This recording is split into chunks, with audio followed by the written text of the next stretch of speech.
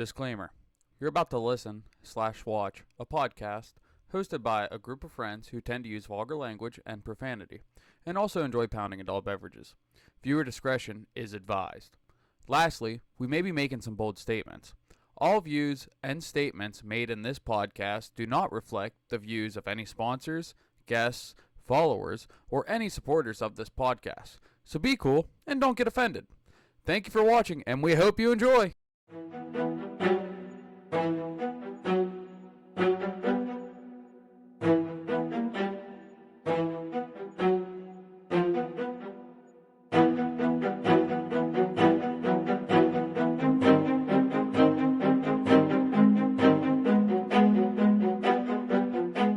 Oh my gosh!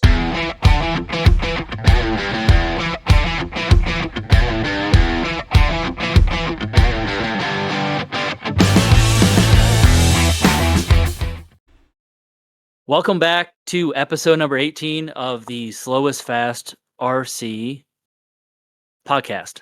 Attaboy. Please like, share, and subscribe. We want to give a big shout out to all of our viewers, listeners, and watchers, subscribers, followers, likers, commenters, all those people. Thank you. Tonight, we're going to introduce one of our friends here who we also hired as a strippergram to sing happy birthday because today is Uncle Mike's birthday. So joining us tonight to sing him happy birthday is our friend Chris. Chris, I'll leave the floor to you if you want to sing and do your dance. Happy birthday. Thanks. Although I would say happy birthday, Mike. Not like we hung out all day today golfing anyways. Yeah, we spent almost like 20, more than 20 hours together the last 2 days. Yeah. Yeah. So, Chris, other than being friends with Mike and being an excellent singer, stripper, dancer, all of the above, do you want to give the rest of our viewers a little bit of background as far as why you're joining us with the RC podcast tonight? I joined because, well, we did a tech tip show about chargers, so I answered some questions about that. Talk about that. It is for a called little bench bit, racing. What bench racing? No, it's not That's called what it was touching called. tips. Not touching. No, damn it. This is going to be the most edited episode ever. I haven't found anything to edit yet. Okay. Gonna pull my shirt up for the birthday song. Mr. President, Hold on. happy birthday Yeah, exactly. to you. But no, I mean that's I know a little bit about chargers, things like that, and I just like to shoot the shit with everybody on RC racing and whatever else that goes on. How long you been doing it, Chris? That's a loaded question. He's not very experienced. So I started. Yeah, I have experience, but a big gap in the middle. I started probably around 4, so probably 20 years ago, and I started as racing with nitro, and I did that for a couple of years, and then 15-year hiatus. And I got back into it around COVID. Yeah. What brought you back into RC? It was kind of like I have a real drag car as well, so I was kind of burnt out on that and wanted to do something else, like hobby-wise. So I started to Amen to that. remember all the fun stuff I had. What's that? I said amen to that. Sorry. Yeah. And I kind of wanted to get back into RC because I had a lot of fun doing it. And there was a couple of tracks that were popped up that were new that I've never been to. So I went to a couple of them and RC immediately got hooked again. What's like some of the biggest races you've attended in your career so far for RC racing? Oh, I'm a local joker. Any of the LCRC races, and just kind of local tracks for the most part. Um, I'm a huge fan of the cancer race at LCRC. I have to say that would probably be the bigger one that I really enjoyed going to. That was last year. Okay. Other than, because my next question were, what are your favorite 2 races? But you already ahead of me on that one. So name your second favorite race then. I don't really have favorite races.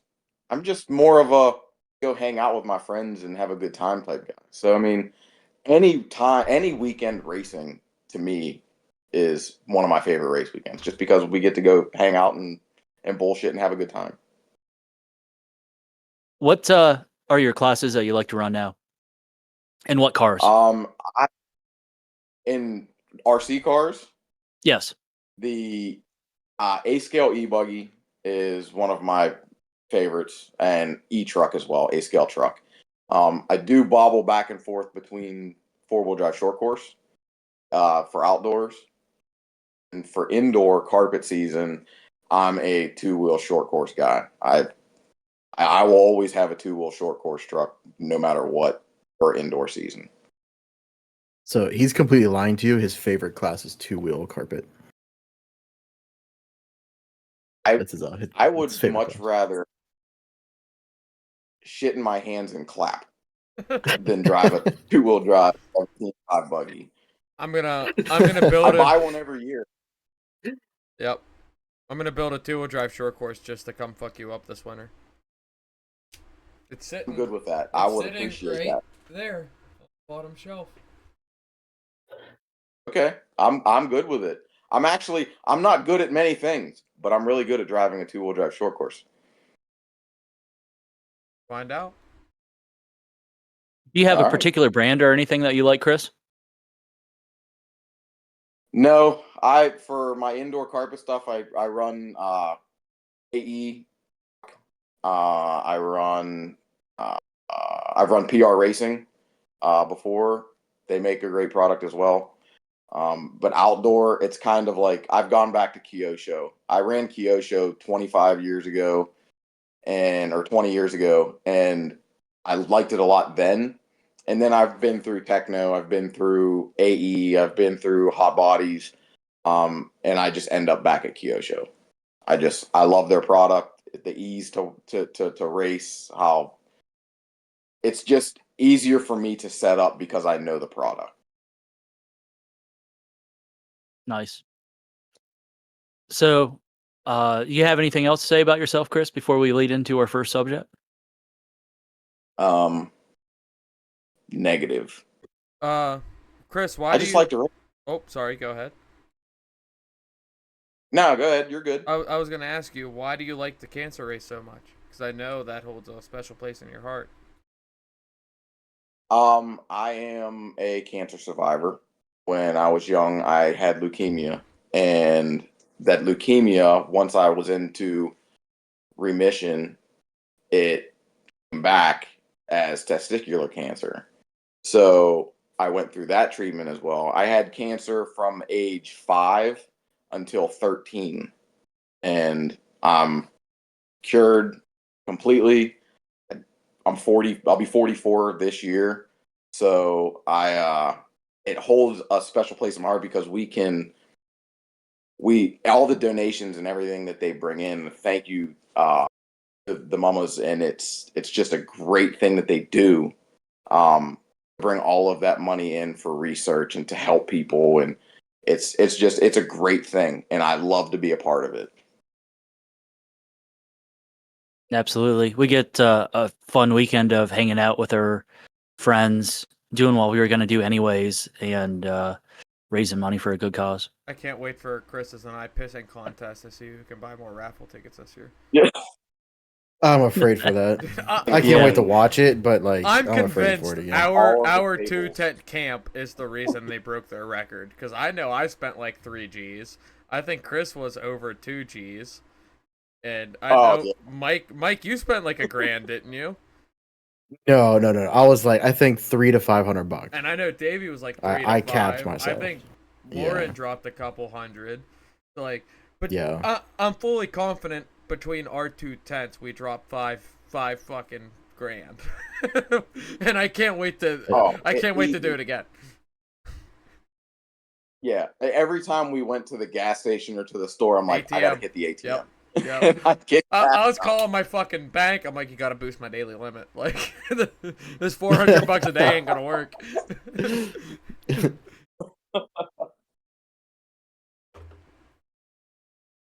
So over the weekend, we kind of did a thing. Alex, do you want to tell us about that thing? Because you were kind of the leader of that thing. Yeah, I'll tell about the thing. It was we were at WOCRC Wide Open Crazy RC up in New Florence, Pennsylvania. My home track, Mike and Chris's local track, one of them, and it was our annual Firecracker race. We had it yesterday, which would have been Saturday, July 5th, and it brought home 76 entries, which is, I know, since I got out of the military and started doing the race director bit there, excuse me, that is our record up there for that race, so that's pretty sweet. 2 rounds of 6-minute qualifiers, what we had time for to get everyone home in a decent time. We had a brand new layout, which brought a lot of challenges. I spent my whole 4th of July helping with the layout, and Taylor did too, actually. He drove out, and Taylor met up at the track with me, and between him, Josh, and I, we finished the track up. We were able to get some laps on it Friday evening.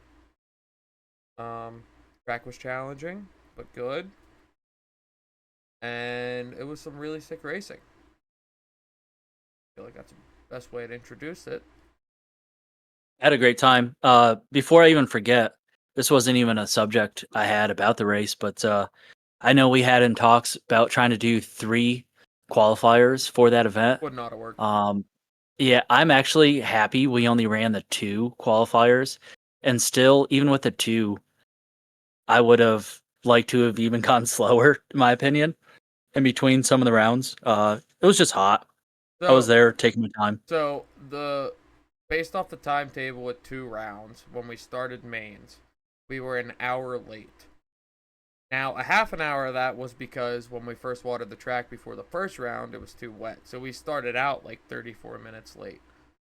Yeah. And I set the breaks in between each round to 30 minutes, and we probably lost about 1 to 5 minutes in between each round. So everyone had at least 30 minutes in between race 11 and race 1. I feel like if we would have been a little more on the ball, cut the track maintenance down to 20 minutes, and was able to gain time in between each race, we probably wouldn't have been able to squeeze out 3 5s and finish about the same time.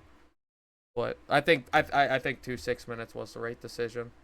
I think everyone was happy I with agree. that, and we had time to hang out afterwards and get some laps, and everyone still get home at a decent time. So, what were one of your guys' favorite features and then least liked features of this track? Because it was a new layout for everybody. Start with you, Taylor, and then I'll go from after you. So, I liked the big double in the front. It was kind of like a sender. I liked it for that reason, and kind of threw some sick whips there. It was kind of cool. I like that for that fact. And then probably least liked is just the timing for the lander of the big double. That's it. The rest of the track was pretty killer. You and Josh did a great job on getting all the jumps and stuff going and designing the track. I really like that. I liked how tight some of the turns were. I think if you're going to have, and this is one of the next subjects, like a tighter track, to keep it tight, like use that to the advantage of the track, so that one of the technicalities of the track is to work on rotation of your car, right, Mike, and all that. I know what you're talking about. Yeah. So, yeah, we can have strengths and weaknesses of a car, and that can show either on a large flowing open layout or a tight technical layout. And I like to take advantage of that when you have the opportunity to. So I'm not ashamed to throw whatever car I have down on something that's got a whole bunch of hairpin 180s things like that. And if it works great. If it doesn't, I'm gonna try and work on my shit and get it faster. I think my favorite part probably would have been coming across a loop over the tabletop rollover into the hard 90-degree left hand. Well, it's probably less than 90 degrees technically. But if you hit it right, just how your car flowed, because you were like floating over the back end of the roller, and if you tucked against the pipe and like the quick steering input from offloading to from flat and down, now you're this way, and then you're flat, and then you're kind of like this going down. Like, it just was so sweet to see the car just like whip around that fucking turn so quick and then into the big double. That was probably my favorite part. Least favorite part for me was in the center section. That like mini sweeper before you came up into the loop. I always blew out that right hand turn before the left hand turn to the loop. That right hand turn, I always was 2 feet extra on the turn with either car. And it was all it wasn't car, it was my fault, because I'd like try to goose it around the mini sweeper fast and then just have way too much throttle coming into that turn. That mini sweeper was tough because that rock that was right in the middle of the line there that really upset the car. Yeah, so you couldn't really goose it that hard because the rock would kick you. Yeah. Which made it really interesting too. You'd like come out of the left-hander after the double jump, be just about time that you're be kind of pinned, and then that's when you hit the rock and it would upset the car. And then by the time your car was settled and you can get back in the throttle, pretty much everybody was too much in the throttle already, and because it was time to take the right-hand turn. And that rock is probably amongst why I dislike that section the most. And for the listeners, and this rock we're speaking of, it's not just a rock, it's a boulder. It's the opposite of SpongeBob, because we've tried to dig it up years ago, and it's the size of like a Honda Civic. So like, unfortunately, that rock has to live there, and next time we do a track build, we gotta put more material on top of it so we don't experience that, So we'll take blame for that, because we didn't even notice the rock was there until we started pounding in pipe. Josh, I would say also, for the listeners, we mentioned the rock, but the rock wasn't a problem where it would like cut your chassis or anything like that. It wasn't tall enough. No. It was just there, like a slight little bump with the tire. Yeah. It was a bump.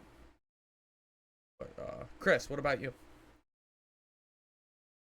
I would say my favorite part of the layout would have been the same as you, the little tabletop after the loop, to where you had to make a quick right, quick left would be whatever, a 90-degree left turn. It was super fun because if you hit the tabletop just right, it was a quick flick of a right turn, left turn, where you get the car to kick and then slide around the turn and then hit the front big double, beeline. That was probably my favorite part of the track, was just that little flick to get it to come down. My least favorite would be the inconsistency of the 4-pack. Whether you tried to double or triple single, some places that you hit it, you just kind of, it might throw your car to the left, it might nose it, it might kick it straight up. It was just an inconsistency thing. That sort of towards the end got figured out by just triple singling it. But it took all day to kind of figure that out.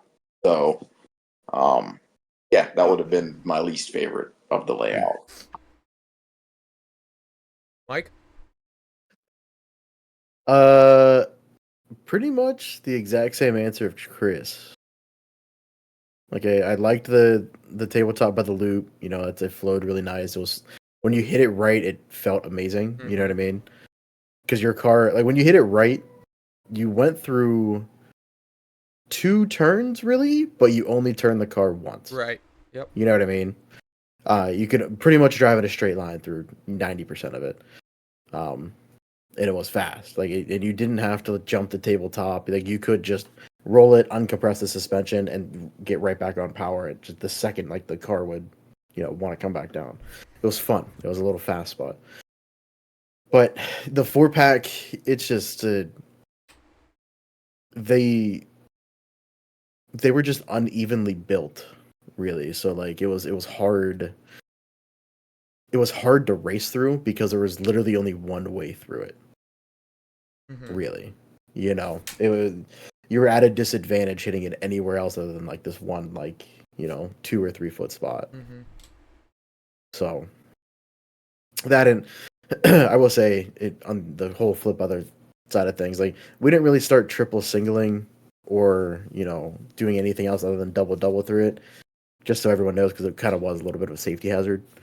Um, we had a marshal right next to it, and when you did send it through it, you were kind of head level. So Yeah, you could we quad it. And Friday night, Yeah. Taylor and I were doing laps, and we were quadding it. And I was Yeah. telling everyone that the next morning when practice was coming around, I was like, hey, like, just so you know, y'all can quad it. Like, the cars are, you know, it'll send you enough. And guys started doing it, and when we were figuring out marshal spots, we learned we needed a marshal next to there for the other turns on the other side of the pipe.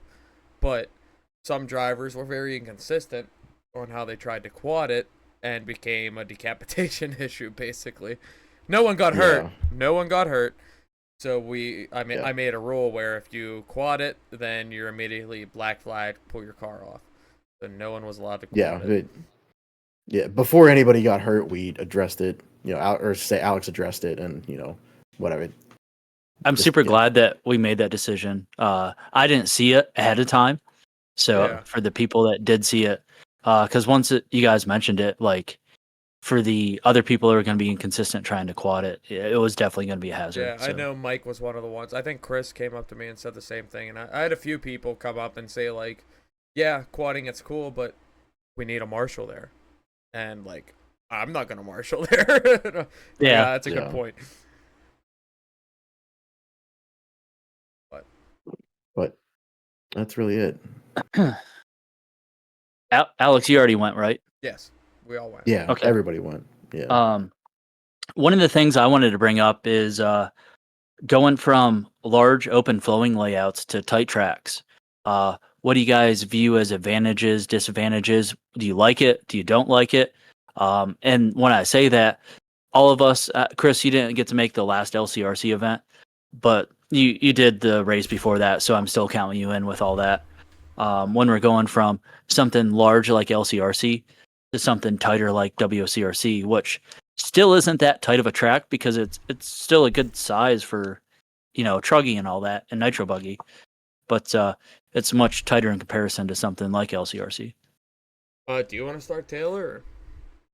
No, because I'm not even ready for my own answer. Okay, I'd like to hear you guys' first. I'll start.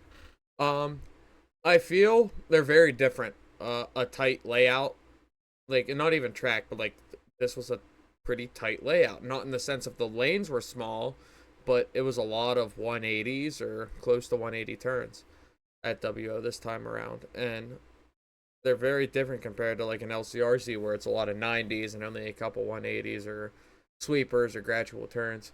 I feel like it's very vital to race on these tight tracks, and I feel like my B main was pretty perfect for that because, you know, when I first got into RC, it was kicking dirt, and for like Mike was at kicking dirt, it was a very tight indoor, high grip clay track where it was all 180s and stuff like that. That's what I was groomed on, and our local area with 412 Tim's and WO, like normally the layouts are kind of tighter. We're gonna have a lot of 180s. But then you have the Gavin Yoders come in that are used to G's and LCRC, and all of a sudden I'm out qualifying Yoder because he's not used to making 180s. You know what I mean? He's not used to learning how to carry the speed through those turns, and I'm very happy he learned how to do that. But that translates when we go back to the big wide open tracks, I feel, because yeah, you might not have these sharp turns, but when you have to put your car in a certain spot to avoid a wreck or to make a pass, you know, you got to learn how to turn tighter than normal and stuff like that. And I feel like it's very important to have to make sure you are against the pipe in every turn and this, that, and the other, and you get really good at putting your car exactly where you want. And Taylor, I feel like you might have some things to say with that, like when we were doing practice Friday night when I started putting the cones out and forcing you to get tighter the turns because you were like blowing out every turn until I put the cones out. Yeah, it was great. I was actually pretty happy that you did that. As I was just trying to get a feel for the track and still break myself in, you threw a whole bunch of cones out, and I had to stick about 2 feet max from the pipe there. So I enjoyed that. Yeah, and I learned that from Joey Bordone and Gavin Vuccino, because they did the same thing to me. I was like, fuck, I'm gonna nail these cones. And first lap I did, and then I started slowing down, and next thing you know, it's like the cones aren't even there, and I'm hitting the mark every time. So, but who's next? How about Chris, our guest? Why don't you go? Okay. It doesn't really matter to me too much, the open or the tight. I mean, of course, everybody likes the open more because it's all wide open. You're gonna, full throttle everything else. But I like the technicality of smaller tracks as well. To me, it kind of puts the people that are more technical, slower driving, and hit your mark above the guys that are just full bore power all the time. Like Alex said, the Yoder's, he's out qualifies all of us at LCRC. You know what I mean? He's fast, and he did struggle a little bit for WO because it was a little more technical. He did pick it up and started beating us again. Yeah, but he did still kick her ass. I out-qualified him too, so I was pretty happy about that. I mean, they're fast. He's a good driver, but it was it might have been a little humbling or whatever to him, or made us feel a little better that, hey, on this type of track, we have a little more experience, so we were a little better. Right, we can hang. There's something to us doing this. So I do enjoy that part of it. For me though, like between the two, I am a very on power all the time, on brake, lock to lock steering. I don't have much finesse, so I'm very on off. So when I go between the two, it's more like if I'm on a tight track, the steering dual rate goes up and the throttle dual rate goes down. And when I get to a big track, it's opposite. Steering dual rate goes down and the throttle dual rate goes up. So I can have more power, less steering, and tight is more steering, less power. So I just, kind of play with that a little bit just to get between the two, but I like both. I enjoy both tracks. Mike, You want to go ahead? Sure. So I mean, kind of like Alex, piggybacking off you, like it's in my eyes, it's two totally different things, right? So prime examples, there are times spent after racing yesterday with my Truggy. Like we threw the book at my truck all day long to get it to do what the track wanted or needed as far as like rotation and so on and so forth. To where if what's on the truck right now probably won't translate super well to LCRC because I don't need that much rotation, So there's a lot to it. I mean, I like both. And I can say, after taking like a 6 or 7 year break from going to LCRC and going to larger tracks, last year the Cancer Race was my first time back there in that long time. It was very hard for me to get used to that large of a track again. It was it's very different, But Different and I hard in like what both. aspect for the viewers?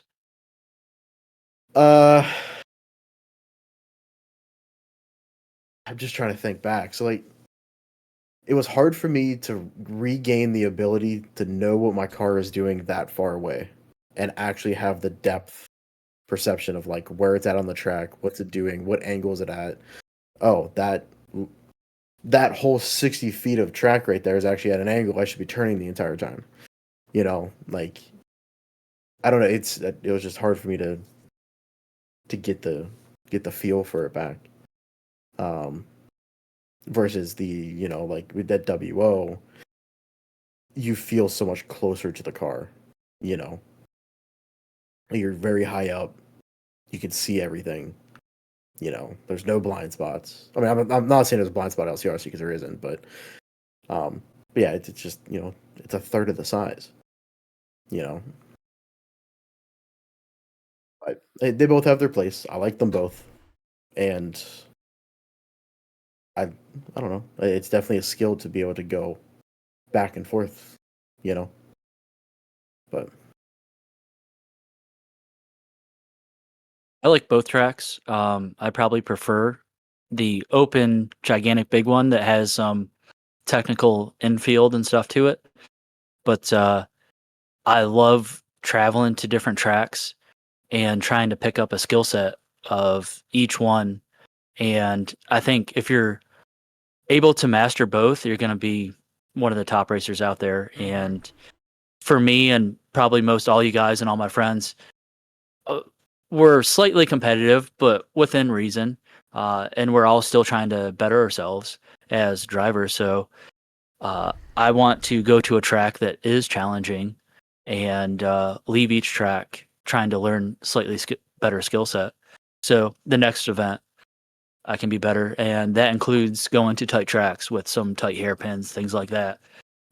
If I don't want a track that's easy or the same one every time, if it's a huge straightaway with 20 feet wide lanes, it's not going to make me a better driver or a better racer, in my opinion.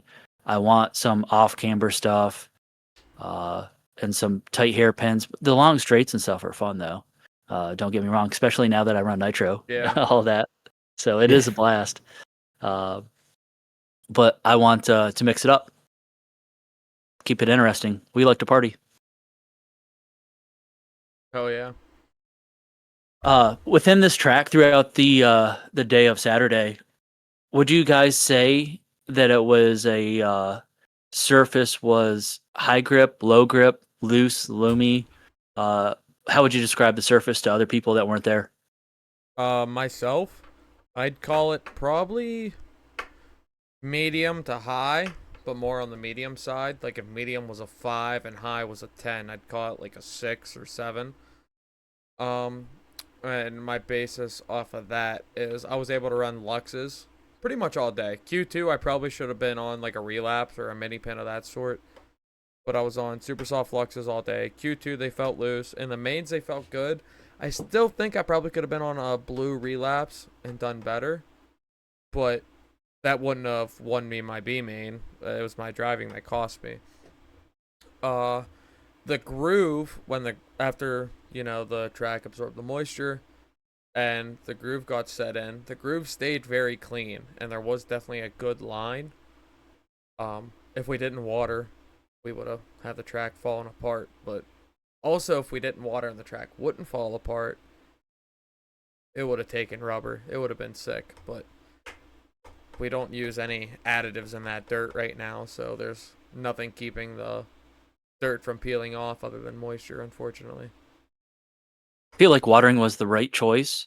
One, it needed to stay together, but look at when Mike was testing afterward, the grip and the traction within the race line afterward, it was pretty good. Well, it's right about like 7 to 8 o'clock at that track is when the moisture starts coming up from the ground as the sun sets, and it happens a little sooner because of the tree coverage.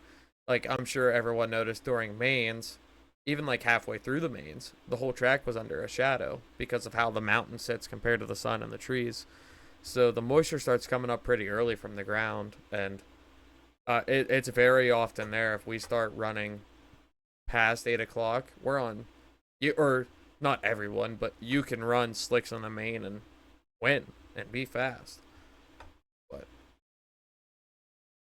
Chris, how would you describe the track surface?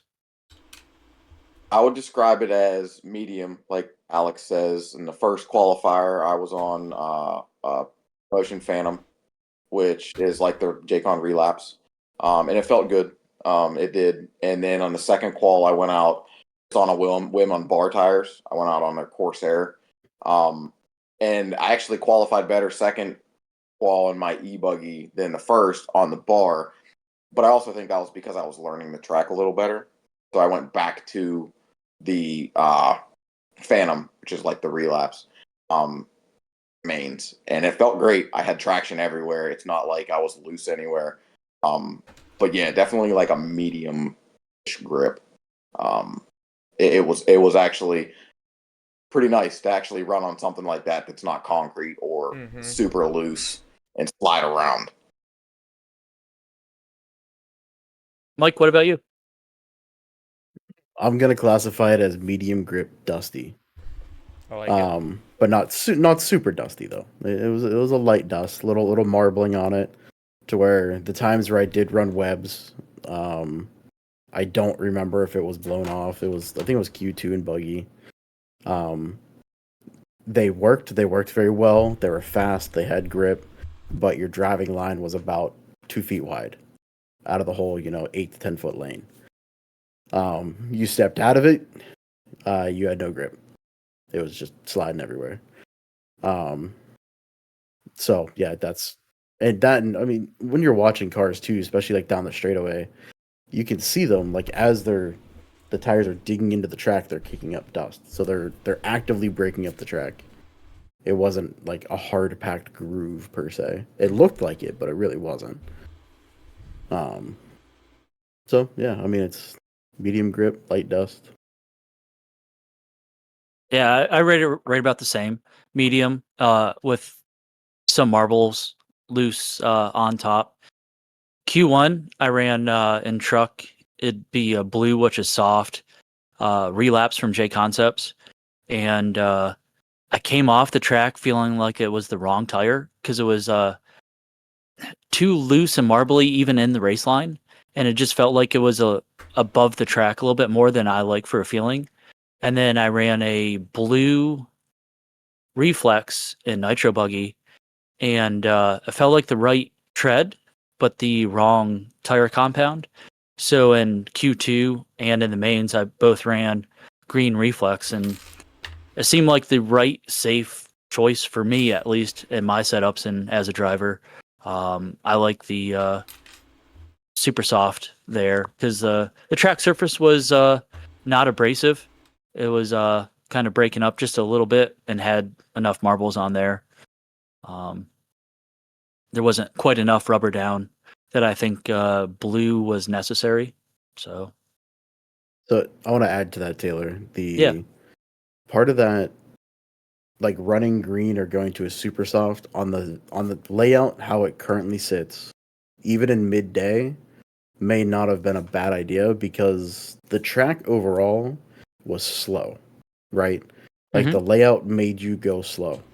So even if you're running a softer tire, you're not really getting on it hard enough to really heat up that super soft, right? Yep, that's a great point. So, like that could have definitely been an advantage. I don't think very many went on super softs, but I think you made a good judgment call to try it.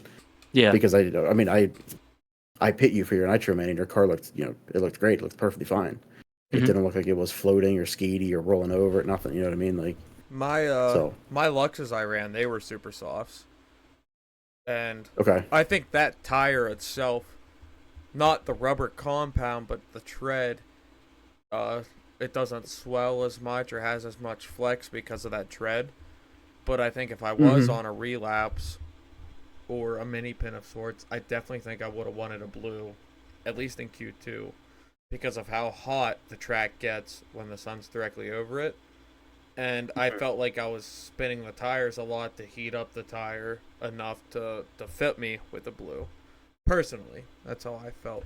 Yeah. Now, in the mains, I don't know if blues would have been good in the main. Like and Alex too, like watching short course, for example, like you and Jim, right? Your two short courses. You were on green Rehabs. Green rehabs, and I know he was on M4 blockades. Okay. He ran super soft M4 blockades all day. Okay. I ran green Wow. rehabs all day. Yeah. rehabs or relapse? Rehabs. Relapse. Okay. Rehabs. Yeah. Rehabs, okay. It's same thing, but a little different. I didn't know they Yeah. made that for short course, so it's my Yeah, mistake. they just came out with it a few months ago. Sweet. So now, granted, short course doesn't have the power, doesn't have the wheel spin, blah blah blah blah. Those ATLs do, but still, like those trucks, they roll a ton. Like I bet you your tires weren't, or your foams weren't glued. None of that. You weren't traction rolling from having too soft of a tire. Nope. Neither was Jim. And Jim's tires M4s are a little softer than a JC Green too. Yeah. So there's definitely some truth to that with that layout, I think. to where you can get away with a softer tire to gain grip Yeah. and not actually have the disadvantages of running too soft, Yeah. even at it was 90 degrees. So Yeah, and I have zero doubt that my tires were a bad tire in short course. Like I think yeah, I mean I haven't taken the rehabs off my truck really since April, but I never once thought, oh, maybe my whole shots or my positrons or blockades. I never once thought one would be better than the rehabs, or even So- changing compound. But yeah, like it's so on the other whole other flip side of all of that, where I just said, run a super soft. During all of that chuggy testing that we were doing at the end of the day, those were still on softs. Yeah. I was still on the same tire just for consistency's sake. right, and definitely at the end of the So- day, I would have went to a super soft because the track definitely got colder. Yeah, so it definitely got colder. The moisture definitely came up, and we were going 2 seconds faster a lap. Okay. Just I from kinda all the like that changes. you were on a soft though for the reason of keeping it a little bit above the track and not too much in the track. Yeah. So you were working on that rotation, and it looked perfect. Yeah. Where you had the right amount of oversteer and loosen the rear end. My opinion of just watching your truck, and you tell me your feedback, Mike, is if you were on a super soft in those conditions, do you think it would have been too locked in the track, and you would have been fighting the tire a little bit to loosen up the rear end? That's definitely a possibility. To where I've been thinking about that. To where I kind of wish I tried it. We just kind of ran out of time. Yeah. Because once we got the setup pretty dialed in on it, and we were consistently clicking off, like the guys that were there, like we were 28s like all day long, dipping in the 27s. We were consistently in the 26s, the low 26s. Gavin was in 25s with the same truck. You were just passing the remote. So yeah, I also wish that we tried Uh. that when we did your lock when we were trying to get it to rotate. I wish we put a softer tire on just to see if The difference. still had the same type of rotation. Yes. Yeah, Yeah. I kind of wish we did that as well. So next time. Yeah. That'll kind of lead into the next subject, and I'll start you off, Mike, is after this event, it's kind of like one of the things I like to reflect on is in hindsight, what would you do differently? And definitely kind of like in regards to like setup. Obviously, I can always tell myself I just need to race better and drive better as a driver, but for every event. But let's talk about setup and stuff like that we can give pointers and stuff to for our viewers in these situations. Yeah. So as far as answering like what I would do differently, Mhm. I don't know if I can answer that because I didn't know what I would do setup wise until we threw the book at it and we just tried everything. Because none of us knew it was going to work. We would change things and be like, "Oh, that's better. That's worse. That's better. That's worse." And then, like, none of us really knew. Like, we all had theories. We all had everything, but sometimes the theory didn't actually match reality, Mine and Chris which theories was work. weird. So, It don't even looked listen good. to Alec. Our theories was it looks Yeah. good. I don't know what your problem is. Yeah. Yeah, Fucking and those two were in pit lane are like, "Oh, the truck looks good," and then there's me and Gavin up on the stand and Jim watching it, Yeah, and they're just like, this thing's "It's not good." drivable. We're like, fuck, I don't know Yeah. what you're talking about. Yeah, I mean, but so I really I don't know how to answer that, Taylor.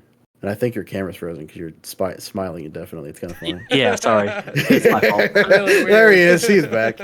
Yeah, I don't like that grin. Uh, So, but I missed out. I mean, going back to WO, like I'm definitely gonna write down what I did to the truck. Right, may take a mental note. I know what I need to probably change going back to LCRC. To where there's two things that I'll change to lock the rear end back in because there's a lot faster open areas to where I don't need to rotate. On the current layout there, you only need 180 rotation in 2 spots. But there's a ton of time to be made in those 2 spots. Because watching other races, nobody was getting around them quickly. Mhm. So we'll see. Chris, what about you? Setup wise, my cars felt great to me all day. I've finally gotten them to a point where they will rotate when I want them to rotate. They stay put when I want them to. So I try not to change any of that much, other than like shock oils and diff oils. Like I probably have went up in my diff oils a little bit, in like the center, but for the most part, for me, it is just drive better. Like the cars felt great. They did everything I wanted them to do. I just made the mistakes. So if I can get rid of that, it would be much better. It was Alex, really you got funny. anything? Oh, I'm sorry. Go ahead. Yeah, Chris, one of your qualifiers, I think it's when you ran Corsairs, like you were running them on truck, and Gavin and I were watching your truck, and we're like, dude, that thing looks amazing. Like it's rotating on a dime, like it looks like it has good grip. And then Chris comes out stand, this thing sucked. Like it was a little loose. Like yeah, it was just really funny. Like, dude, it's like I want my truck to do that right there, and then Chris is like, nope. That was terrible. I didn't like it. That was terrible. Yeah. And that's what I said. It actually, I qualified better in the second qual on the Corsairs, and I came off. I was like, nope, that ain't the tire, and I changed it. Yeah. Just poor decision on my part. I thought it was funny. In hindsight, would you have run the Corsair in the main? Yeah, Me or I him? probably would have. The Yeah. only bound, me or Mike. You, Chris. Me. I probably would. I would have. However, I only packed Corsairs in the soft compound that I had. I didn't pack super softs because I realized it was going to be 90 degrees. It was a fresh layout. I didn't really think we were going to be on bars, so I just threw softs in just in case. If it was the mains and I had super soft Corsairs, I would have ran those. Yeah. Alex, what do you got for in hindsight setup? My e-buggy, not changing a thing. Cause that was like the first time I got to drive it on that setup and it not break. So that was pretty sweet, and I loved it. And I was really getting the feel of it, and the fact that I fended off Gavin Yoder and Ron G for 5 minutes straight. Like that was a huge confidence booster right there. And the other, You were kicking ass. Yeah. Give yourself even some Thank more you. credit there. And I think you let off too much towards the end. Well, like you no. could have kept pushing it. No, maybe okay, but Yes. when I cased it, it would have been I would have had to throw my elbows out to hold on to the lead when I cased it over that double, and I cased it because of me, and it was way easier in my head to just battle back for the lead and just give them the pass now because it's easy. I can just slip a little bit out, and I really won't lose much time. And I even got to the point, and this goes back into the whole tight track versus wide track, because Ron G's been running pretty much LCRC only the past couple of years. And I got the pass back on him. You know, I was able to gain time back, and I passed him, but then my own driving left the door open for him to pass me back. So, like, dude's been doing it for fucking 20 years, and he's stupid fast. But, anyways. No, e-buggy was dialed. I'm not going to change a thing. I'm going to refresh it, call it a day. Short course, I felt the need. I did make a link change day of because I was lacking steering, so I shortened my rear link, moved it in a hole in the hub. That helped a little bit. I think I need to change my springs to get more steering because I think that's really the only thing different Lonzo and I have in our trucks, and his just steers so much better. So I don't think I'm going to do that for LCRC, but I'm definitely going to get the springs. I did feel the need to put 80K in my center diff too. It felt a little wishy-washy when I go hard on power, like coming onto the straight. Lonzo has 80K in his, and he really likes it. I've been running 60, so I'm going to go up to 80K for LCRC, see what I think of it. And put the wing back on it, call it a day.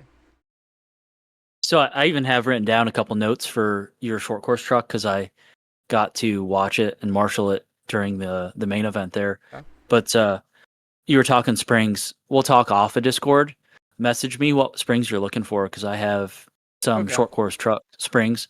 So at least you could try them. Just take them from me and give them Yeah, a shot one day. I gotta ask Jim again because he told me. It's not like he's keeping a secret. I just keep forgetting. And Mike, you may even know, but it's just not what I have, and I don't even know if it's softer or stiffer. But I know this isn't the thing you're supposed to do, but I want to put the same springs he has on my truck because I drove his truck at 412, and it was just a million times better than mine. And I'm pretty sure our links match now after I made that link change. So that should be the only thing I'm missing. But I don't think doing the spring change for LCRC would help me due to the lack of 180s there. And especially that sweeper. No, it could. Well, it could, but I'm worried of giving it too much steering to where I have to baby it through the sweeper compared to right now I can really hammer through it. It might help it overall because the spring's going to give the truck just more support. Okay. So it might be a change, just overall drivability. Okay. Well, I might try that then for practice day and try to do some A and B and see if I like it. The note I have to mention to you, Alex, is for your short course truck, it lacks off power steering. Yes, that's what I'm so, facing. Yeah, you could see it in the hairpins. Yeah. Towards the middle of the track, every time you would get off power and you go to turn it, it would just kind of plow like a pick 'em up truck. Yep, exactly. And coming off like the 4-pack into the right hand, then the left hand with the rollover. I could snap it around with the breakthrough there. I could manage it. I mean, I had to fucking drive it to do it. But then the bit on top of that, where it was the mini sweeper into the right and the left, that's where it really pushed. And I felt like that's what really let Jim get like 17 seconds up on me. I mean, I had some bobbles and stuff in between too, but yeah. I mean, even when we were front to back, like he just pulled on me through those sections. Yeah, Jim's car rotated pretty nice. I was watching his. Very nice, yeah. Yep. Yeah, he did a very good job. Yeah. It's still a shame that he had to pull the SL back. What's he gonna do when we beat the SL? I don't know if that's ever gonna happen. He might. But, I don't know. He might be in trouble next local race. I think he backed off and was still winning by 17 seconds. It's very possible. Yeah. Yeah. I think at that point, I think if at that point he would probably sell it and buy a 2.0 and then just do a bunch of shit to it to make it better than RSLs. I'm excited for the cancer race because Jim's saying he might run short course of the cancer race. All of you are, and so I know at least Mike's gonna be super green to 10th scale at LCRC. Jim's gonna be super green to it, but I've been doing it every race. So I plan on kicking everyone's ass. Except for Chris. Chris will end up kicking my ass. Probably Maya will fucking have a short course by then and kick all of us. She'll just drive Toby's and kick your ass with Toby's. Right. Yeah. A rented. Basically. A rented truck. Uh-huh. You're going to have to 3D print me one of them sweet wings so I can cheat It's just too. a spacer. I'll gladly print you one. Yeah. Anyways. I'm going 100K in this. We're good. I think 100K at LCRC would be pretty sweet. Oh, yeah? I'm putting 1 million. $1 million.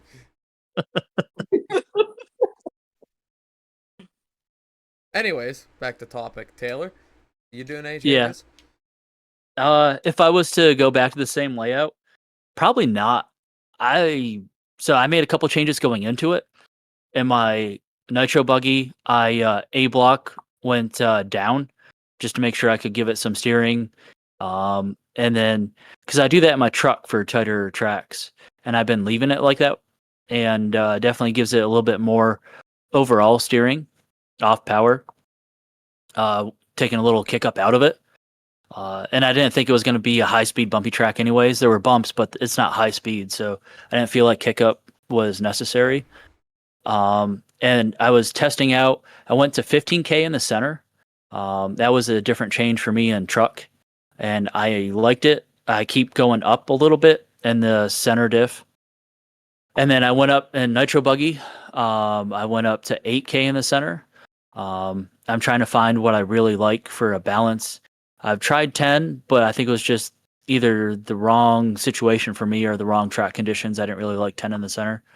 So at the last LCRC event, I did 7. This one, I went to 8. I'll leave it at 8 for right now. And then I've been playing with sway bars and springs a little bit. I went 1 step stiffer in the rear spring for nitro buggy, and I also went up 1/10 in the rear sway bar for both buggy and truck to give it some more rear end rotation. And I like the direction it's going, so I'm gonna probably leave the setups right now that I got as like my new baselines. Okay. Yeah. Makes sense. And Taylor did let me drive his nitro buggy, and I was super happy. Uh-oh. I drove it in practice for like 2 or 3 tanks. Uh-oh. Yeah. Yeah. I'm pretty sure Mike was saying something along the effects of, Taylor, please get me a Mugen Nitro buggy now. I need it. It was the best thing I ever drove. Are we going to see the 9-year, 10-year mic get converted? I've already told Chris, if it's gonna happen, I gotta get rid of some other classes to make room for that. The financial commitment going back to Nitro is really high. It's only $5.99 or whatever it is for a kit because you got everything else. I do, but the maintenance aspect of it and how That's just particular time. I am with making the thing. You don't do anything. No, Quit golf. no. Fuck golf. I know I just tore my motor No. out of the car to get ready to maintenance it and all that other stuff. Yeah, you got clutches, you got bearings, you got a lot. Glow plugs, air filters, fuel. I gotta buy Sell the mini a truggy.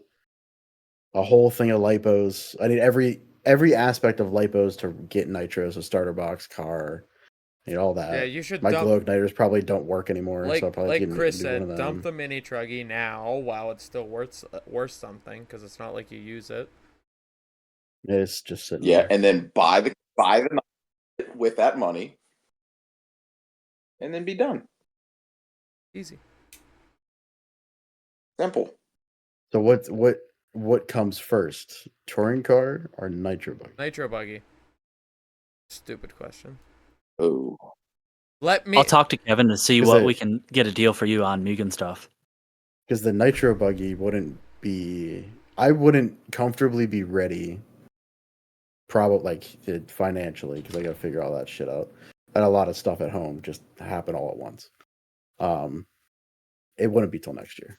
Well, yeah, and that's fair. But on the touring carpet, let me handle the touring carpet. I'll build a proper mod touring car because we're doing. I don't give a fuck what anyone says. Mod touring car, and then. I'm only driving a mod touring car if it has like a 3.5 in it because I want that thing to just explode. Yeah. I want it to explode when I clip the first pipe. Yeah, I want.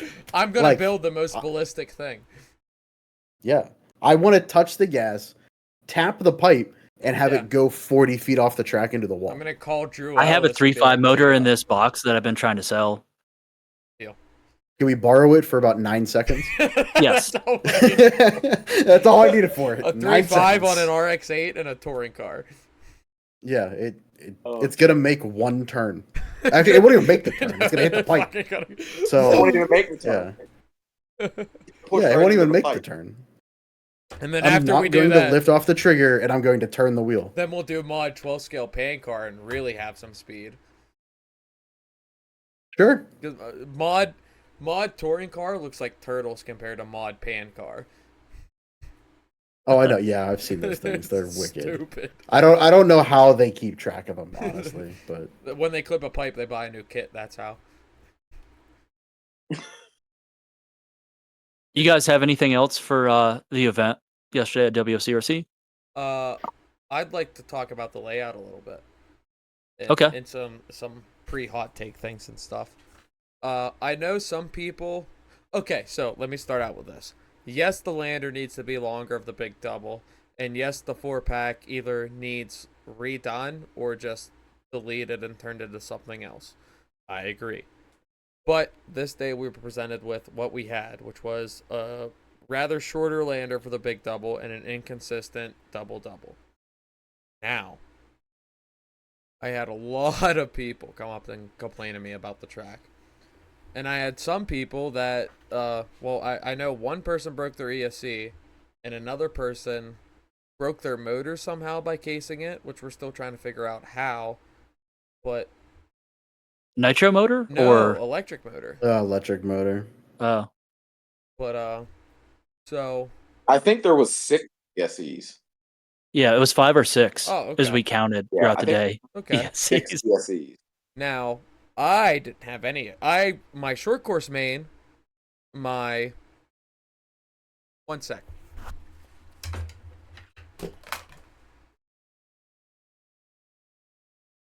do do do do. Did you see? He just throwing shit. I'm back. Yeah. You see that? He just threw Okay. his car on the ground. Here's my short The course truck. disrespect. Still dirty, still dusty, still the tires on it. Here's my ESC. Okay. It was. I found that out before Q2. Fine. My e-buggy. It's a little loose, but it's still. No, it's not. No, it's. I promise you, it's not loose. Remember, I cut your tray in it. half. Okay. Yep. So e-buggy's fine. Point being, I had 0 issues. That came untaped. Whether I blame the jump, I mean, I did do some nasty cartwheels off of it. I didn't break anything. I popped a ball cup in practice, and that was it. But, I didn't have any issues. And how I see it, if you can't make a jump without breaking your shit or landing it properly, then just roll it. And a lot of people decided to not think about that and just send it no matter what, and then complain when they broke after they did multiple cartwheels or passed the lander by 10 feet and chassis slapped from 20 feet in the air. So, yes, it could have been better, but at the same time, the track, the surface, the facility, the race director, the owner is not responsible for how you drive your car. And I don't feel there was any bit on that track that made anyone wreck, because even the 4-pack, there was ways to go through it without wrecking. There was a consistent way through it, whether you triple singled or double doubled or double single. I don't think I ever wrecked in the 4-pack with either car the whole day. And it's me. Hello, I do a lot of wrecking. The double, I did a lot of wrecking in my short course that kept trying to send it during the qualifiers. Learned my lesson, started single, and I was fine. So, sorry anyone that broke their stuff, but that's on you, dog. Now, how does everyone else feel about that? I honestly, I do agree with you. It's no one's forcing them to try to do the fast line, making the big double, right? Mm-hmm. By landing it, downsiding it. Like, I shorted that thing so many times, right? I did too. Just trying to downside it. Because that's what you really needed to do to safely land the car. Right. To hit the downside. Did I flat land? Of course I did. Did a couple of times. As did I. It happens. Do I have any issues? No. But I do want to check my truggy.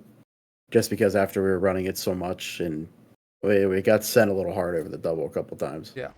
To where, and at the end there, it did shut off, but it's not dead. So it still had some charge left. So I don't know. I'm gonna take the motor apart. I'm gonna check the sensor board. I think it's just a sensor wire that's messed up. Yeah. But whatever. It still runs.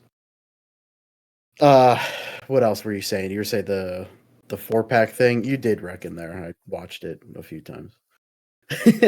Both cars. Yeah. Well, then it You was definitely- everybody wrecked in there. It was my At throttle least- input then. I don't blame the Yeah, obstacle. I blame how I took it. Yeah. Even the most consistent driver of the day, which is Hot Rod, and he fucking killed it yesterday. Oh yeah. In both Yeah. 40 plus and e-buggy. He wrecked in there a couple Now times. again, if I had to pick But- if I had to pick a section to fix on the track, 4-pack would be first, and then the lander of the big double would be a close second. Like, those will be getting changed within my power before next race.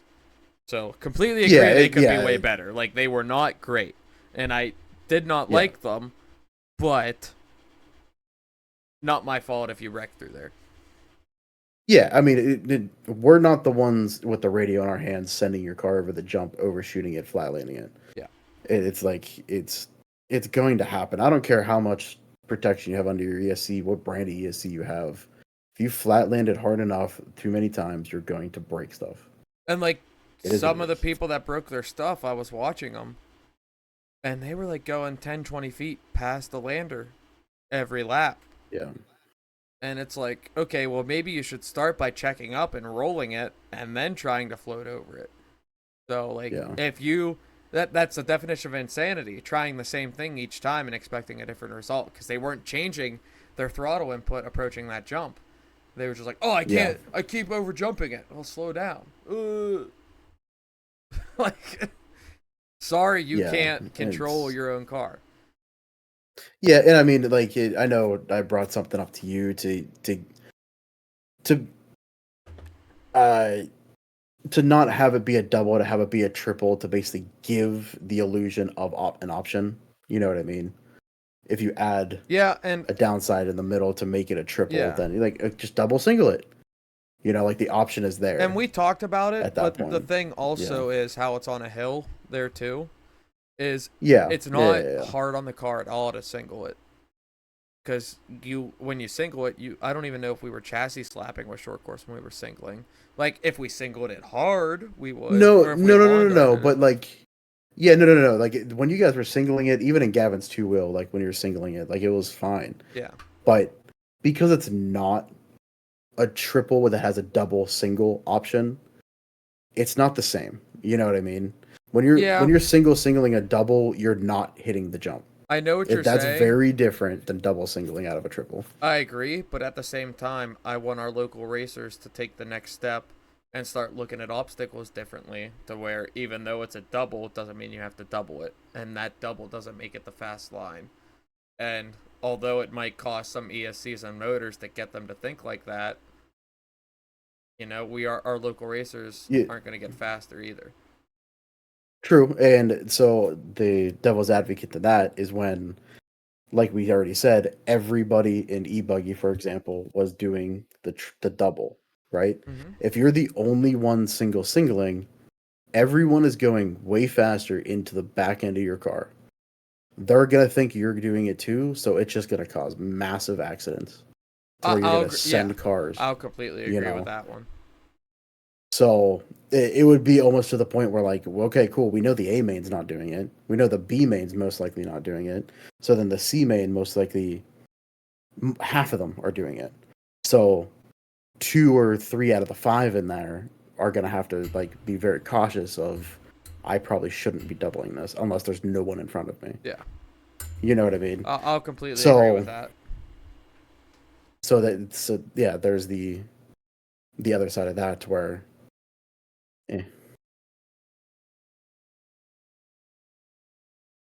Yeah. Anyone else have opinions on that? I sure do. But Chris, do you want to go ahead before me or no? Yeah, I was gonna say I completely agree that it is up to the driver if they flat land and break their stuff. If you watched all day, me running 2 classes, probably hit that downside a total of 6 times the entire day. I flat landed, I cased, nosed. Nothing on mine broke, thankfully. But if I did break something, would I have been mad? Yes. At the end of the day, it's my fault because I drove it that way. So you can't really be mad at the track or anybody that's building the track for doing that or building it that way. You got to be mad at yourself for not landing it or taking that chance. So it's kind of on them. And I agree with you, of course, Chris, but I want to also say there are jumps that are just not good. Like beyond like the 4-pack that was super inconsistent, beyond the double with the bad lander, there are jumps that just you will break your shit on trying to do anything with other than baby rolling over it. You know, and I have been a part of building obstacles of such that we just completely underestimated it or completely had the wrong idea to where it was just a terrible obstacle. And I know other tracks that have the same issue. So there is cases where it's not necessarily the driver's fault and it's the layout's fault. that does happen. It's rare. It's very rare, but that condition does exist. But like I think we're all in agreement to. I don't think that condition exactly as existed this past weekend. Correct. Yeah, there was. Oh, Mike. It wasn't the track's fault. I'm going to disagree Yeah. with you then, because I told That's you ahead fine. of time. That's I'm going to fine. have to. That's fine. Yeah, it's where like. Go ahead. Go ahead, Mike. I've already talked enough. Your turn. No. You have the thought in your mind. Say it before you lose it. Yeah. So You don't talk going enough, off, Mike. Yeah, shut up. When he does, it hurts me on the inside, though. Yeah. So yeah, Alex, I do agree with you. There was nothing that the track did to cause issues, right? Like, yes, the four pack would be the only argument in that because of the inconsistency.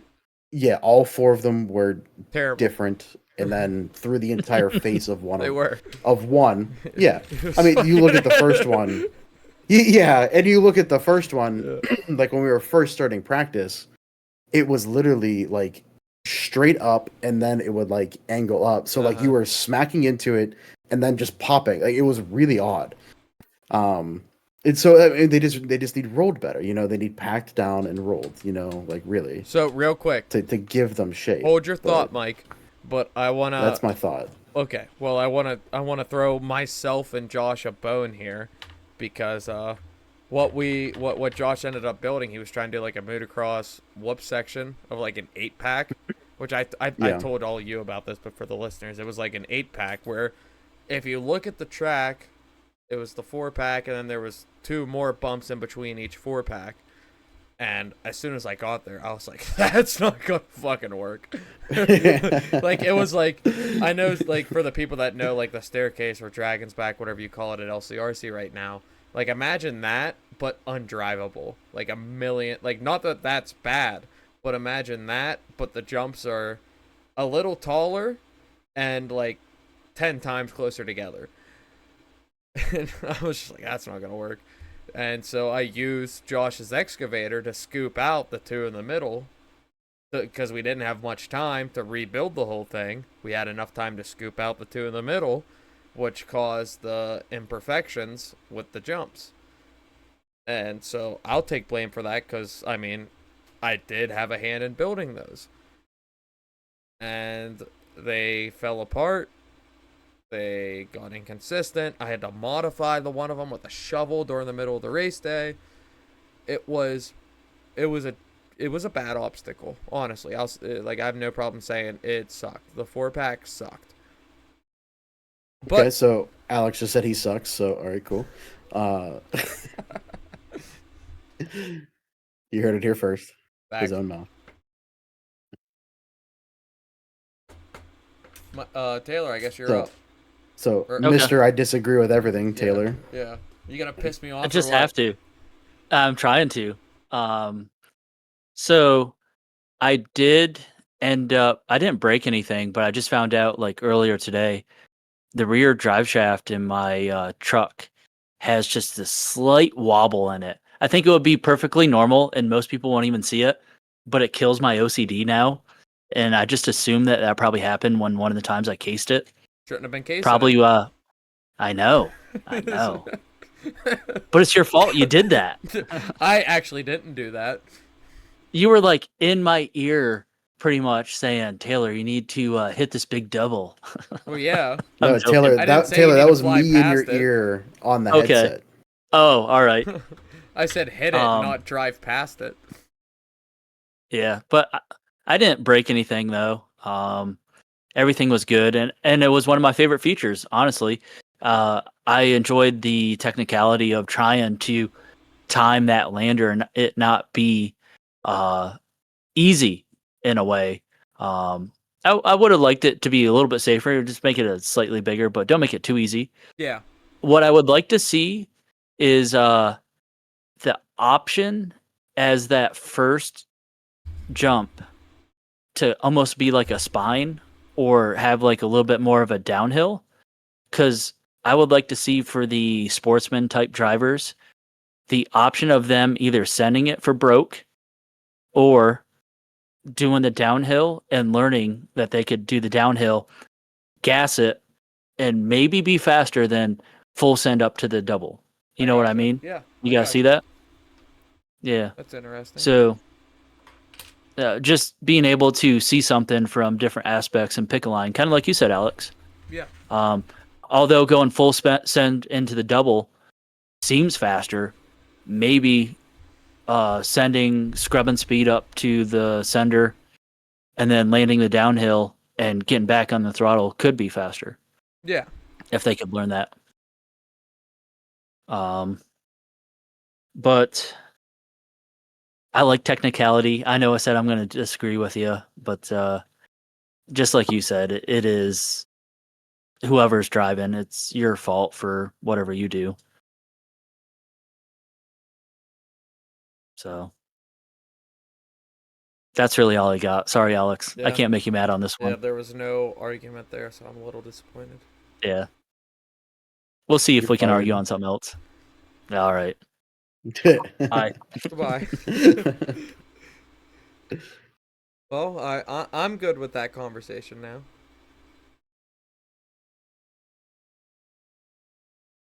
I got some more hot takes and stuff, but it doesn't involve WOCRC. Do you guys want to move on from that event, or you have any more closing thoughts on that event? It was a great event. Nope, I'm good. Done. Good. So over the weekend, another big thing happened.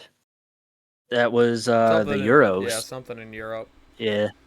Something in Barcelona, Spain. Yeah, something irrelevant. Yeah. Did anyone else here happen to watch it? I know it wasn't as No. big as WCRC, but yeah. I didn't. I saw clips and stuff from Facebook, of course, and I wanted to, but I just simply did not have the time, nor, and I'll be honest, nor did I have as much want to watch it compared to like the Nats for Roar, Why? because I don't know many European drivers compared to If you knew them better, would you like to watch it more? probably, yeah. Okay. And that's on All me right. because I have full capability to, like, obviously not know them personally, but get on the Mhm. socials, watch the races closer. Like, but at the Roar Nats, like, my boy Cash Pieri was there, Ben Decker was there, Ethan Mechanic was there, Joey Bordone, like, you know, some of the boys, let alone the pros we follow around. So super easy. Yeah. It's like watching NASCAR for me. You know, I know all the drivers. Mhm. So So in qualifying for the top pros over there, I'll just read off top three.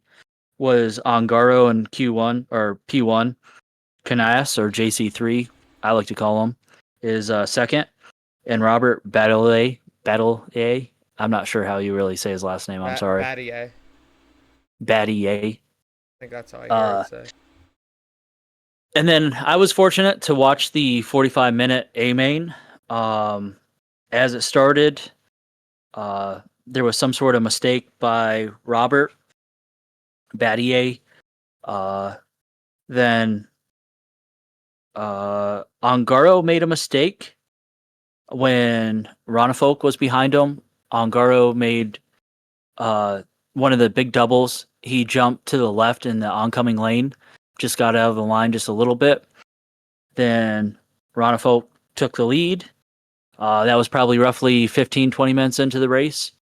And after that, it was pretty much your finishing position was mostly all set, with Ronafolk being now a 4-time Euro champ, Ongaro in second, and Canas in third place.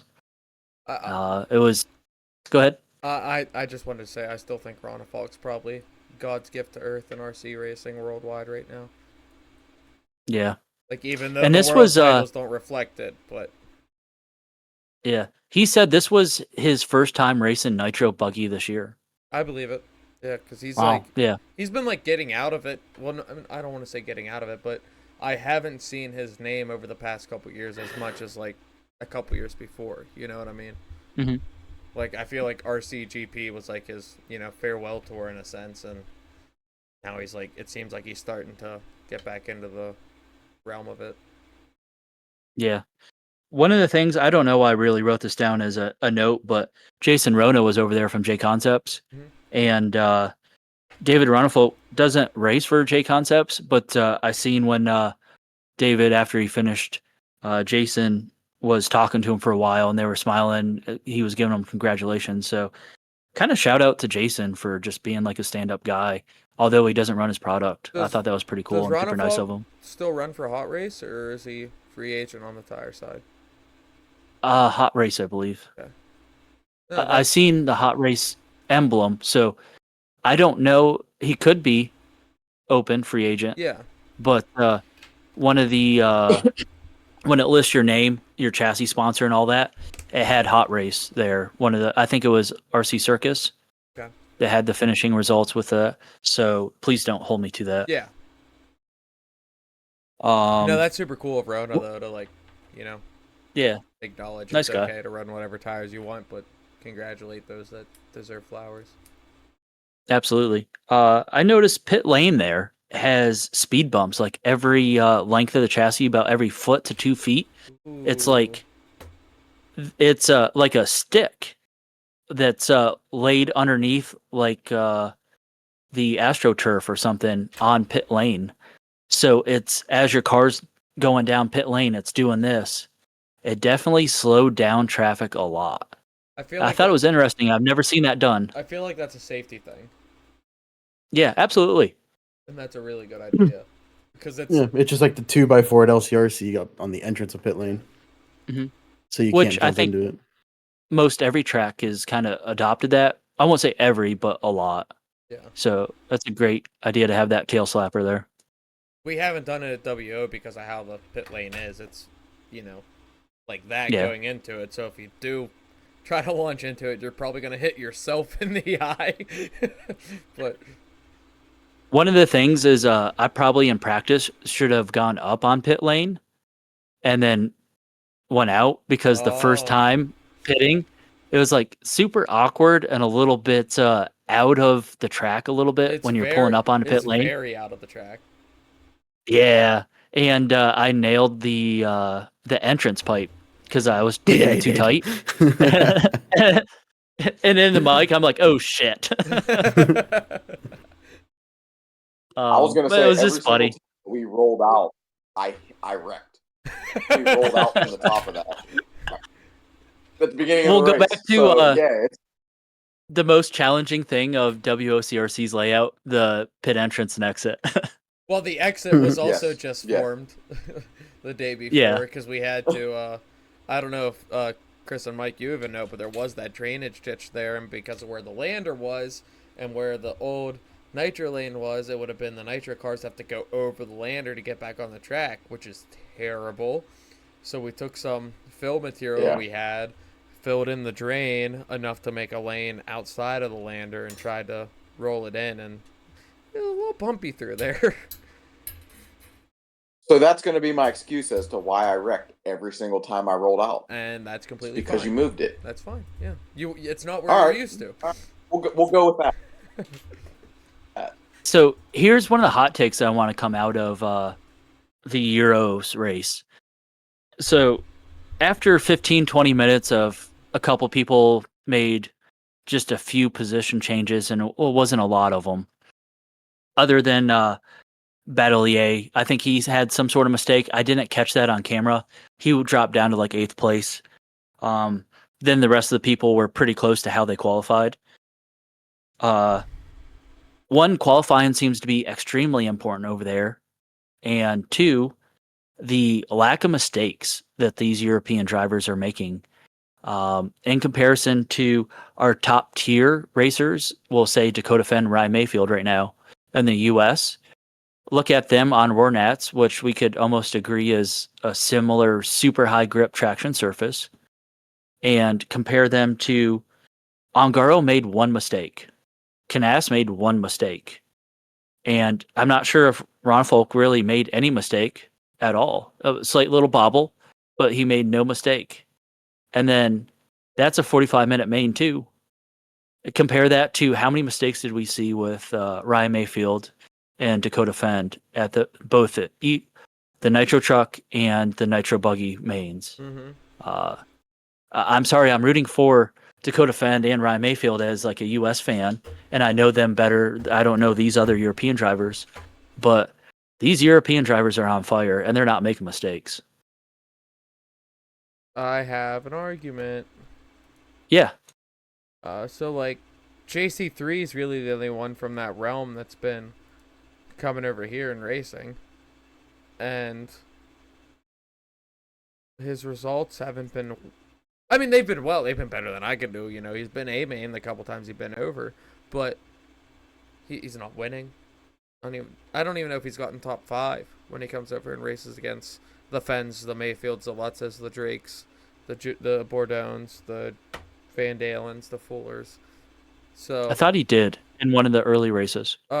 keep talking. I'll find out. Yeah, I don't have the Excel sheet of our points I'll saved find per out real race on quick. my phone. Okay. Give me a minute. Whether it was like he came over for 2 events, I think, maybe PNB and Silver State, perhaps one of the first early couple on our point series. He did very good. Where were you going with that though? That he makes mistakes over here in the U.S.? No, not necessarily that he makes mistakes over here, but that like you were saying how he doesn't like they weren't making mistakes there, but yeah, mistakes, this, that, and the other. But okay, JC3 got 6th in Nitro Buggy at PNB. Okay. But so what I'm saying is, I don't feel like comparing their 45-minute Euro main to our 45-minute Roar main and the amount of mistakes is very good to compare. Because we have, and I'm not saying comparing JC3 against everyone else is any better to compare, but Yeah, you got a good point. No, we'll roll with JC3.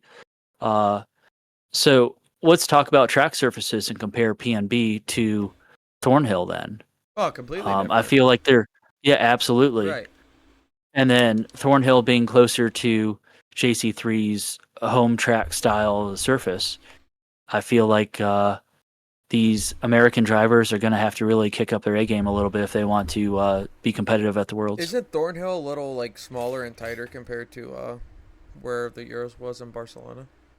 Yeah, the Euros was definitely a little bit more high speed, open flowy of a layout. I don't know the dimensions, but it looked quite large. So could we consider that a possible variable as well? Yeah, I think so. And maybe that, I mean, right there, maybe that being a tighter surface is the reason why there were so many wrecks amongst, the top 3 in the A main of the Rory Nats compared to the open, flowy track in Barcelona for the Euros. Okay. So while you guys were talking, I looked up the Euros, and I literally just watched one lap of like the start of the Nitro Buggy final, and I mean, would you say whatever you want about me? I don't care, but I'm looking at the layout and just watching a lap, comparing that to Thornhill. I think the Euros track is easier. Okay. I think the layout, comparatively speaking, Thornhill's being as technical as it was, watching how these guys had to take certain jumps and land where they had to land with the margin of error that they had, it was a lot harder to stay consistent for that 45 minutes. And so also take into account Thornhill's covered, it feels enclosed, so it feels smaller than it actually is versus being outside too. So I don't know if that would take into account or what, but that and the support structures for the ceiling. I mean, that's it could have the feeling that it's actually smaller than it actually is, because outdoor Thornhill used to look massive on camera. I was never there in person, but it looked huge on camera. I also don't know if they shrunk it to when they put a roof over it, but. I'm watching a lap of the Euros right now, and it looks fucking massive. It looks huge. It looks like the track flows incredibly well. Yeah. It looks like a really fun layout, but it does look easier than Thornhill. I completely agree with that. So, That's going to be fun to see next year. And I'm going to be the completely to where, like, Oh, go ahead, Mike. this Euro track, I would put money on Dakota Fend on the Euro track being up there as far as like top 3 or fighting for the win. I'd put on money that layout. I'd put money on fucking Because- Van Dalen doing it. Yeah, well, Fend through all these years has always excelled in high bite, flowy tracks. Yeah. You know, so putting Fend on the Euro track, I think Fend would be giving them a run for their money. Versus, I'd say maybe Ongaro coming to the U.S. to run at Thornhill, to where Ongaro will be up there in the top 3. And I don't think To where Ungaro's ever ran in the U.S. either. Correct me if I'm wrong. Yeah, he may, I don't know, but just watching him across, like, you know, the different world tracks that he's won and so on and so forth, he seems way more versatile than some of the other Euro drivers. Sure. Like I mean, you get a blown out track, you'd say Elliot Boots as well.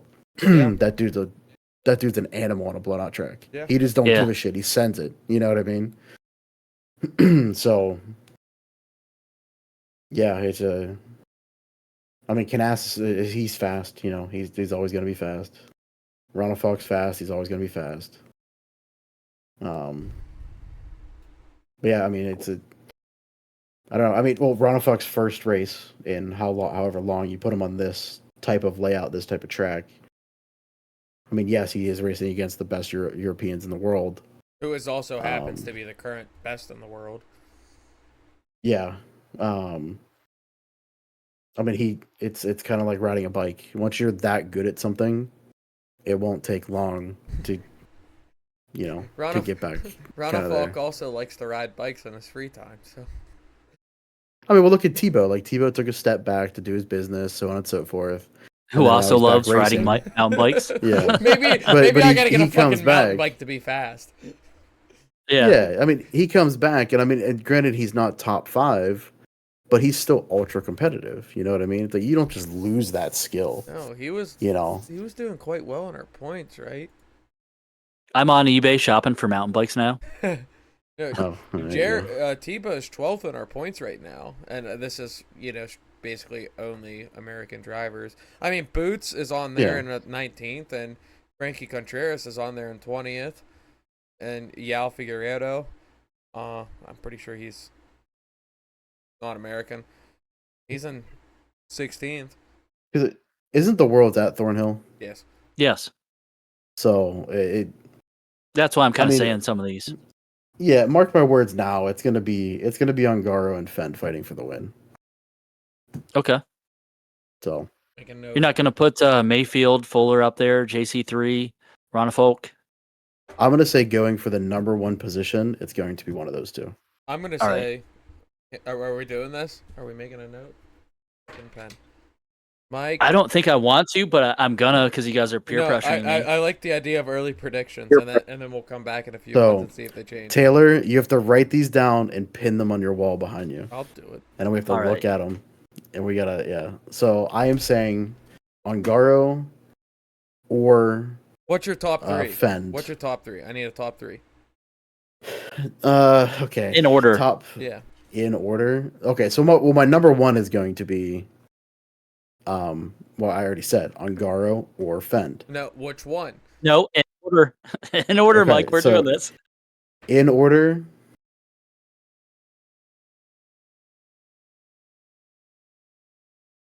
Take your time. thinking.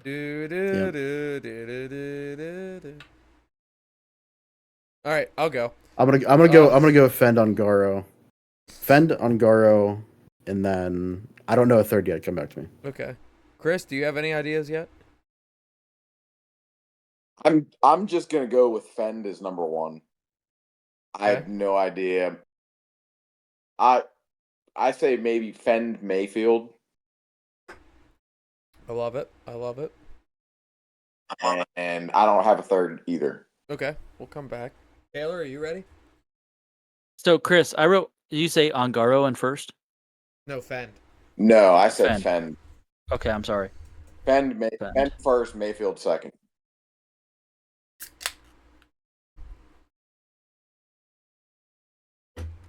Are you ready, Alex? Yeah, I'm gonna do Ronafalk first, Fen second, and then Ungaro third. I'm a big Ronafalk fan.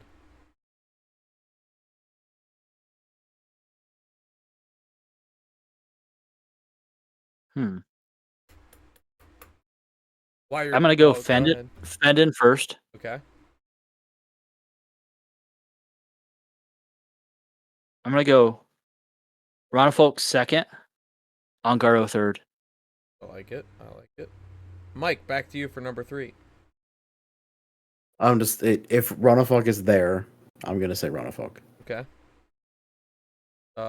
If he's not there, I got to go tried and true and Well- Skip Mayfield. So We'll come back in a couple. we'll months. circle back. Yeah. We're I'm probably putting gonna. JC3. I would put JC3 in fourth and Mayfield fifth. Okay. Well, we'll come back and we'll probably do this 5 more times or more before the actual Worlds. We have a whole year, right? Yeah. So, Chris, what do you have a third yet? I would go Ronafalk third Okay. if he's there. If not, C3. I feel like these are all very good predictions. Oh, okay. I didn't rip off anyone's answers. There we go. Yeah, going on the wall. Yep. The last subject I got for you guys, if you feel like we beat that like a dead horse, is opinions on permanent tracks within the U.S. We kind of Sure, dabbled why on not? this before, didn't we? Yeah, Chris and I had a little bit of a conversation as we were kind of like closing down at WO Okay. yesterday. And I liked it. I thought it was a good topic. I wanted to discuss it publicly amongst ourselves. I think I was talking to Gavin about the same thing too. Might have been all the joint conversations, but Tell me why Gavin is wrong. no, I never. No. No, Gavin talked about how I don't remember the track name, but apparently it's a place Tater's local to or frequents, and it's up in Michigan, and they get deep fryer oil from like the local snack shack, and put that in their track to give them an oil track surface.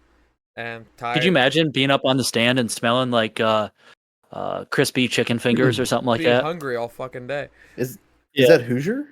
No, Hoosiers out in Indiana. That's Hoosier's indoor. Yeah. Yeah. We're talking outdoor. No, Oh, right? yeah, it's just this is outdoor. outdoor. But Oh, okay. Hoosier is glued, Yeah. but But no, Okay. this place is oiled, but because of EPA in America, we can't use like engine oil and shit, but fryer oil because it's like vegetable or whatever, it's fine, and you're basically composting. So Gavin was saying it's like, no more tire wear, never any dust, this, that, and the other, which I don't think Gavin's ever been there, but this is what Tater told him. But that's fucking Michigan. So, like, they get the snow, the rain, they get all 4 seasons. So, works for them. I never would have thought. Yeah. Chris, do you have something to say? I love the idea of having a permanent track because of the different sections that you could do, whether it's, a tabletop made out of brick or, you got turf in some areas. I would love to see that in the US. A loop de The loop. downside to that is, yeah, a loop-de-loop. Please, somebody Alex's build a favorite loop-de-loop. feature. Fucking swear to God. Yes. But the downside to that I see is here in the US, nobody likes anything permanent. Everybody wants a track layout change weekly if they could. Yeah. So I don't think something that is permanent would be conducive to like the people that actually race here. Nobody's gonna want that. Yeah. I like the idea of it, just don't think it would. I feel like Chris and I had this conversation yesterday, and that was kind of where I'm going with it too. I want 2-3 permanent tracks within the U.S., and I would like one close by here. But I also want a track that's not a permanent one nearby. I would love permanent because I can set my car up and the track conditions should be the same every lap just about. And when you're trying new setup changes, things like that, that's what you need to eliminate the variable of changing track conditions. So I like that, and I think if you're getting better or worse as a driver also, Mm-hmm. not only just changing the setup of your car, because if the conditions are going to be the same and you show up there a month later and your track time's slower, you're sucking more. Yeah. So I like it for some of those aspects. I don't think they would do too well though within the US because we're pampered too much as far as getting layout changes all the time. And in order to do a layout change on a permanent track, it's going to be a whole lot more trouble to do it and expensive because Yeah. you're going to have to relay down the glue, the oil, whatever it is you end up laying down then on top of the track. Especially if you're including, like Chris was saying, if you're including turf, brick, concrete, Yeah. wood, even. I think if you take like a track that has layout changes, but you kind of make a semi-permanent feature, I think that would be kind of cool. Like I don't know, a brick tabletop or whatever, like a little section like that. I think that would be pretty cool. Well, and I think we have the opportunity at WO to do that because like our little step up, step down, like that'll never be anything different from what it is. There will always be a slight 180 in that turn because of what else are you gonna do? So like, there's nothing stopping us from putting a wooden wall ride, bricks up there, a chunk of turf, and not hurt anything else. It'd be kind of cool to do like the P&B style wall ride. And I've thought about it, and if I can gather materials, I'd love to do a little something, something. But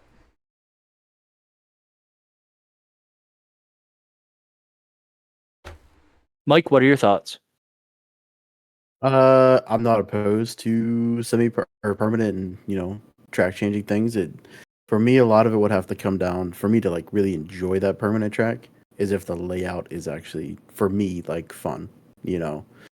So I don't know, I just sit here thinking about it. It's where it's like a track has the full intention of going permanent, but for like a year or two, once a month they change the layout until they find one that we're like like this is that layout, right? And so they're like, cool, year 3 they do the permanent build, but they it may be a track from a year and a half ago, but they rebuild it, they perfect it, they add it, and then go from there. But I don't know. But I agree with all your points though, Taylor. Consistency, testing, so on and so forth. But Yeah. But what we really need to do is we need to find a mini golf place that has like a loop-de-loop. Here we go, back to golf. Yeah. Oh, yeah. That is closing. And this would be for 10 scale, because it would be big enough and wide enough to fit a 10 scale color on it. But we just get one of their things from a mini golf course and just put that on a track. I would like to get one that has a clown on the end, so if you don't make it perfect in the center, it spits your car back out the wrong direction. Yeah, there you go. Yeah. That's a beautiful idea. Beautiful idea. So, Chris, just imagine that. We go to a mini golf place, like, oh, you're closing? Let me buy your little loop-de-loop. Yep. We could just jack it. I mean, we don't got to wait till it closes. How do you spell loop-de-loop? Loopty. Okay. I checked. Yeah. I checked Marketplace to see if there was anything there, and I don't have any search results. There's probably a real name for the feature, like for like a mini golf course. We just have to figure out what that name actually is. Why wouldn't it be loop-de-loop? Because I don't think loop-de-loop is a real like word. If we all call it a loop-de-loop, what the fuck else would you call it? I know, but it when you type it in on everything though, it says it's spelled wrong. You can just build the frame out of 2x4s, and then the plywood you put down for the bend, I believe it's referred to as masonite. If that's wrong, I'm sorry, but I used to do the skateboard thing like in my early teens. and I remember building Yeah. some quarter pipes. We should just call Travis Pastrana and be like, "Hey, can you build us a loop-de-loop that you made for like, Nitro Circus? Thank you." Yeah, Please a little and bit thank you. smaller. Yeah, just a lot smaller because we don't need to take dirt bikes and stuff around it. But Yeah. Maybe we want to. There's a video. I just found it on YouTube. RC cars. RC truck loop. Look at 3 years ago, 6,500 views. That is a loop-de-loop. Could you imagine being the first RC racetrack with a loop-de-loop? I feel like that would get some high traffic. Hey, if we can generate the funds to build one, But yeah. I mean, we'll have $2 or $3 grand in materials, but I don't even think it would cost that to build it in materials. lumber's expensive. How many ESCs Yeah. do you think we'd go through? None. None? Well, I don't know. When you launch At off least the 5. side of it. Well, no, it would. Our- You would have to Yeah. have like sides Well, yeah. to it, to Well, where now, like and then do you your make it? This wheels leads can't, like, in- drive over them. To the conversation Grandpa Yoder and I were having, because we were talking about a loop-de-loop yesterday. Would you rather have the loop-de-loop driving away from you, towards you, or left to right? Left to right, away from That's me? what I so you said can too. see your because car going through it. Yeah. if you're going Away- away away. or towards you, you're going to have a blind spot at some point. I would rather go away. Yeah. Away. See, like, I played the Hot Wheels game on Xbox 360 religiously when I was a young child, and of course loop-de-loops. And in that game, you just entered the loop-de-loop and smacked off the wall till you came out. So if I go away from it, I know I'm going in straight, and if we have walls, I'll be fine. So here's another thing too. So Yeah, the because- whole outside part of it, instead of it being wood or whatever, it's mesh, so you can see through it. Like a mesh grating, Oh. like a steel mesh Yep. grating. So it can be going I away have from a you, MIG but you'll still be able to see through in it. the garage. We can make. Oh yeah, I got a welder. Yeah. Yeah, I've got welders. So how wide do we make it? Do you make it 8 or 10 feet wide to roar so you can pass through it? Or is it like an option lane? And you put like a kicker double next to it, or you take the loop-de-loop? No, what you do say is you that put we a do- super hard 4-pack next to it, or the loop-de-loop. Yeah, well, that's what I mean. That's what I was gonna say. Like, Make it 4 feet wide. It's only half the lane, so you either go through the loop-de-loop and come out the other side on an easy track, or you got to go through something real Yeah. jacked up on the Is it- right-hand side. it's like The a 4-pack of loop- death that's offset. 2-car enter, 1-car Yeah. leaves deal. Yeah. Yes. The Thunderdome. And then at the end of it is just a pit full of spikes. So good luck. And it's on fire. Yeah. That'd be funny. Do we have like a Boiter Town underneath of that at all? Maybe a shark with a laser on its head. No, because then we'd Ooh. be jumping the shark and ruining the whole thing. Even though how much I love freaking laser beams. And freaking sharks with freaking lasers attached to their freaking heads.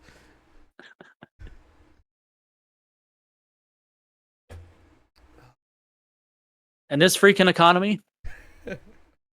I'd love to do it. I really would. If I could just pull a loop-de-loop out of my ass. I'd love to. I'd love to see what complaints. I'd love to sit in the booth, monitor Oh, gosh. practice, and just wait for people to come up to me. What the F and this is what? I'm breaking X, Y, and Z. I'm like, go around it. Yeah, go through the pit of death. Jump the hungry That's why it's alligator there. pit instead. Yeah. All, We gave you all the option. have You don't say have is to take if you it. don't want to go through it. Yeah, if you don't want to go through it, get the 4-pack. Yeah. And then people will say, Yeah. I want it.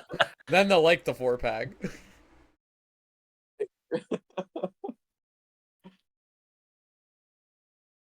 Well, All right. I don't have anything else, guys. What do you think? I don't got anything. Yeah. I thought we were going to wrap this up in only an hour, and it's about 2 hours. yeah. Yep. Chris is gonna hate work tomorrow. Yeah. Okay. I already I'm gonna hate work anyways. work 'cause work. from today. Okay, well, this has been episode 18 of the Slowest Fast Yep. RC podcast with our special guest Chris, and it is the Uncle Mike birthday special. So I want everyone to listen. You better wish Uncle Mike a birthday. Everyone better wish Pookie a Well, birthday. Belated. Everyone better wish Uncle Mike a happy Wednesday. belated birthday. So, happy birthday, Uncle Mike. Thank you, Chris, for joining us. Thank you, everyone, for listening. Thanks for having me. Thank you. Like, comment, follow, subscribe, all that jazz on Spotify, Apple, and YouTube. This has been episode 18 of Slow's Fast RC Podcast. Remember to keep it on its wheels, between its pipes. And Chris, what do we say? Slow is fast. Let's get a loop-de-loop. Fair enough. Goodbye.